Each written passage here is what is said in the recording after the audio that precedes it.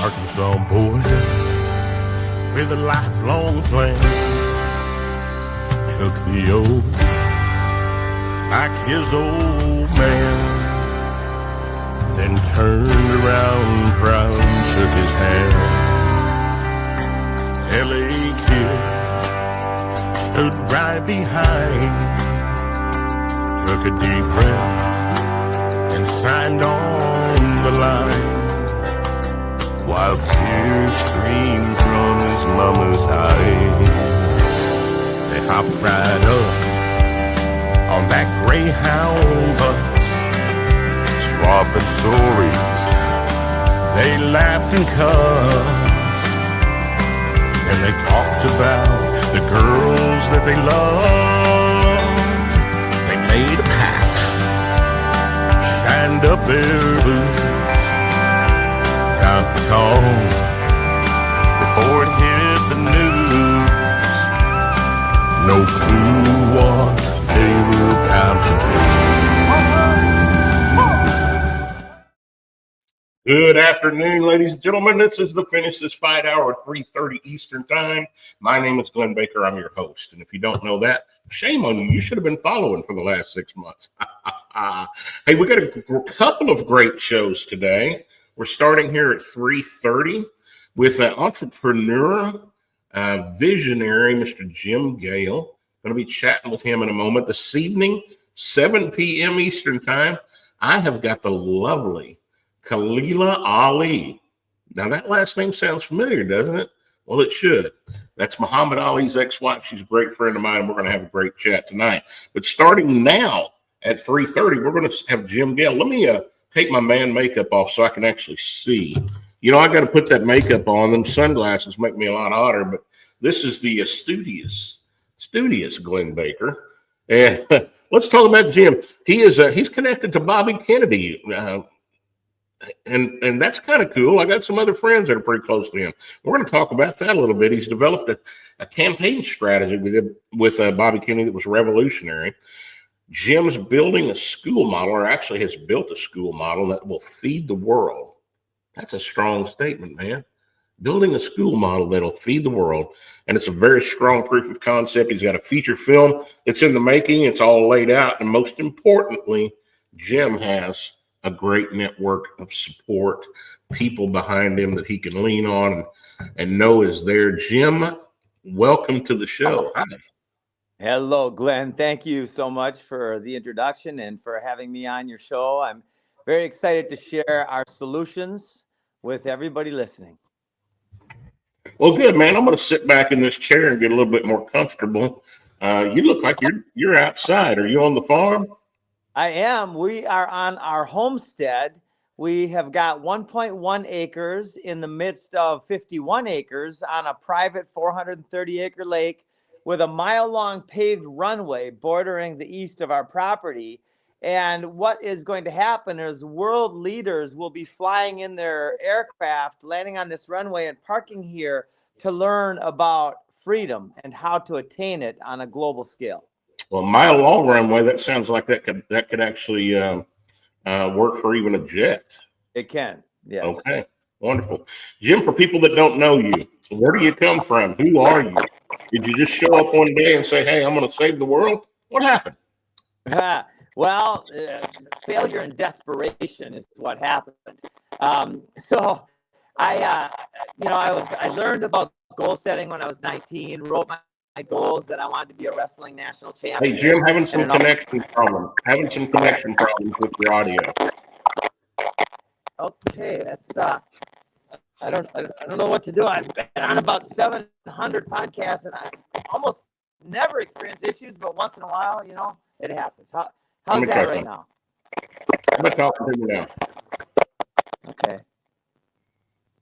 No, I've still got the breaking up. Try one more time. Okay, how's that sounding? Is it just still breaking up? How about you go out of the studio and come back in? Sometimes that reset works. And while he's doing that, y'all, he's in Florida.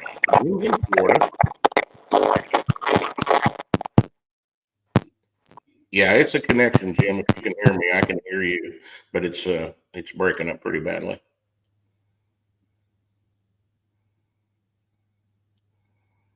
Come on. He's in Florida, y'all. He's been meeting with some pretty powerful people in the health nutrition world. I mean, I don't know that they come a whole lot more powerful right now than RFK Jr. And I was talking about RFK Jr. yesterday, and I said JFK Jr. And somebody said, "Y'all been speaking of JFK Jr.?" It just kind of rolled off my tongue. I was wrong. So RFK Jr. being involved.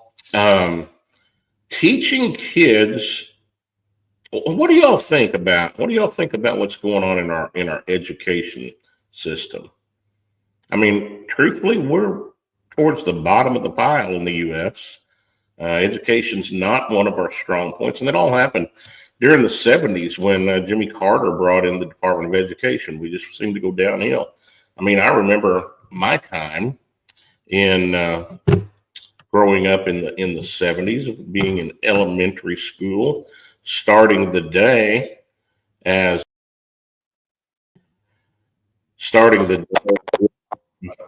Pledge of Allegiance, and prayer, and all that stuff, and they took that away when the Department of Education came into play. That's the time we kicked God out of schools. So, Jim, I'm still getting that. As soon as you came back on, you've got a really bad connection somewhere. That is so bummer, man. I'm going to turn this off and I'll come right back. I'm going to turn it back on and off. I've never had this issue, so I'm going to do my best to resolve it and remedy it immediately. Yeah, no worries. All right, be right back. So with a technical issue, ladies and gentlemen, Jim will be right back and we'll finish this. But yeah, in the 70s when the Department of Education came into play,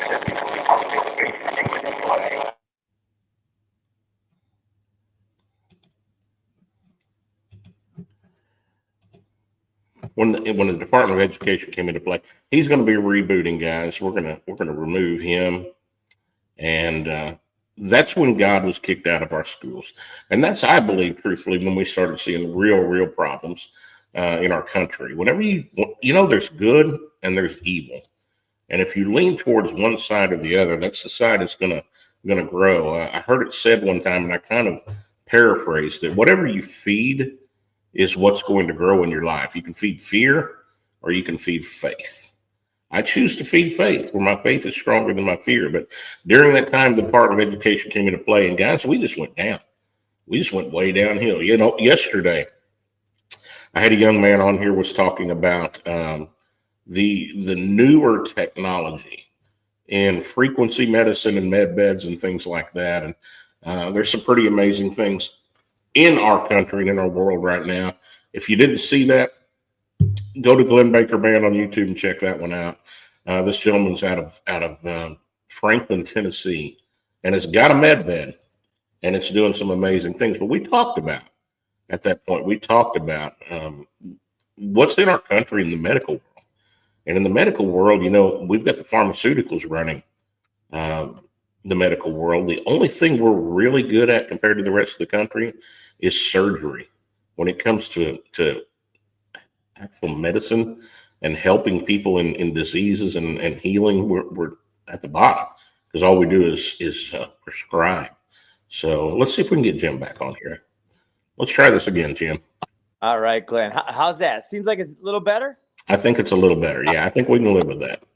Good deal. Well, good. So, Jim, I've just been talking about a few things that's going on in our country and in our world, but tell us again, where did you come from? So I was born and raised in Minnesota. My mom grew up on a farm. She was a war orphan from World War II. They grew up in Minnesota completely off the grid. So when we used to go visit the farm, I used to hear all the stories about life on the farm with an outhouse and no running water and electric. And I think about how easy we have it nowadays. And then I also think about what they could have had on the farm if they would have simply known permaculture, which is what we practice here, which is perennial edible landscapes everywhere, and how mass adoption of stewardship of our land literally is the end and the solution to the world's major problems: cancer, diabetes, heart disease, hunger, scarcity, and even tyranny will be solved when we have an abundance of food all over the place. Jim, I want you to talk about perennial edible landscapes. Let's break that down. Let me make sure I've got you on the other screen. Hang on.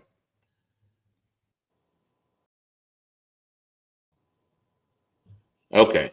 Perennial edible landscapes. Perennial obviously is yearly. Now Comes I back can't hear yearly. you.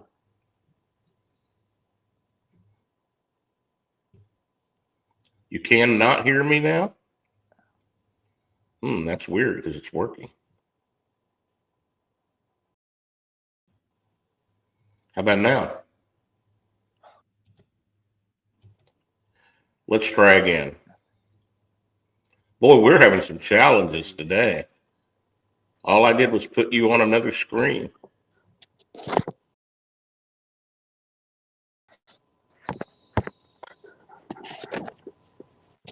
There you are. I hear you. I don't see you though.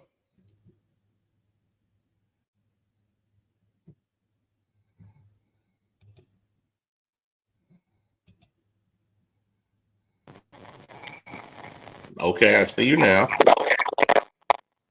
And now we're back to the static. Wow, this is nuts. When we're talking about the solution to all of it, we're getting so interrupted.